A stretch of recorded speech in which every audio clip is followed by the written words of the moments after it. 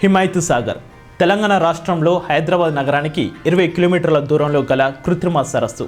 ఇది మరో అతిపెద్ద కృత్రిమ జలాశయమైన ఉస్మాన్ సాగర్కు సమాంతరంగా ఉంటుంది. దీని నీటి నిల్వ సామర్థ్యం సుమారు 3.0 టీఎంసీలు. మూసీ నది యొక్క ఉపనది అయిన ఏసీపై ఈ రిజర్వాయర్ యొక్క నిర్మాణం 1927లో పూర్తయింది.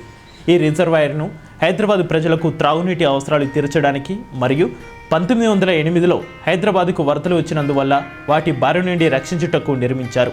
ఈ నిర్మాణం హైదరాబాద్ చివరి నిజాం అయిన ఉస్మాన్ అలీ ఖాన్ ద్వారా జరిగింది. ఆయన కుమారుడు అయిన హిమాయత్ అలీ ఖాన్ పేరుతో ఈ జలాశయానికి హిమాయత్ సాగర్ అని నామకరణం జరిగింది.